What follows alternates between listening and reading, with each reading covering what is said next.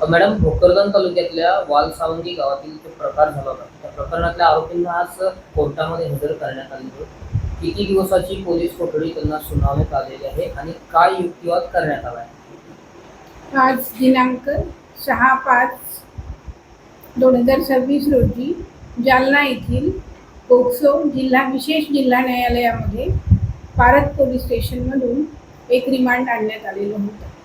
या केसमध्ये पीडितेने तक्रार दिलेली होती आणि त्यामध्ये 2016 ते 2026 या 10 वर्षाच्या कालावधीमध्ये तिच्यावर वारंवार लैंगिक अत्याचार आरोपींनी केलेला होता. आरोपी नंबर 1 शेख इम्रान याने पीडिता 9वी मध्ये शिकत असताना 15 वर्षाच्या वयाच्या पीडितेचा फोटो काढला आणि तो अश्लील स्वरूपाचा असलेला फोटो व्हायरल करेल ही धमकी देऊन तिच्यावर वारंवार वेगवेगळ्या गावांमध्ये अत्याचार केला. आणि या आरोपीला बाकी 3 आरोपींनी, त्यापैकी एक जुनेद या आरोपीनेही मदत केलेली आहे.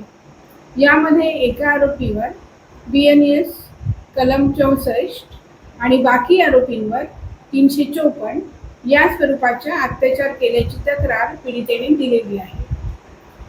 या प्रकरणातील आरोपीने हे अत्याचार करत असताना पीडितेचे वय 15 वर्षे असल्यामुळे पोक्सो कलमाप्रमाणेही आरोपींवर गुन्हा दाखल करण्यात आलेला आहे.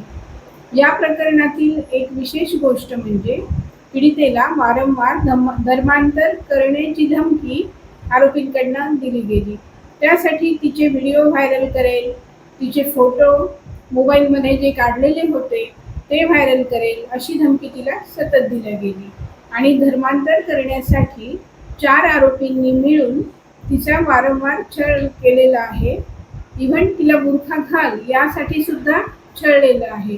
आणि या फिर्यादीवरून पारत पोलीस स्टेशनमधून आलेल्या रिमांडमध्ये तपासासाठी पोलिसांना वेळ आवश्यक होता, कारण 4 आरोपींचे मोबाईल, लॅपटॉप, पेन ड्राईव्ह याचा तपास करणं, त्यानंतर 4ही आरोपींचे मेडिकल करणं, एका आरोपीचे सगळे सॅम्पल्स कलेक्ट करणं आणि या प्रकरणामध्ये अजून काही आरोपी आहेत काय या प्रकरणाचा शोध घेणं.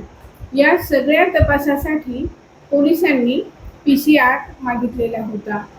दोन्ही पक्षांचा युक्तिवाद ऐकून माननीय कोर्टाने दिनांक 11 मे पर्यंत आरोपींना, ज्या 2 आरोपींना प्रोड्यूस केलेलं होतं त्यांना पोलीस कस्टडी दिलेली आहे.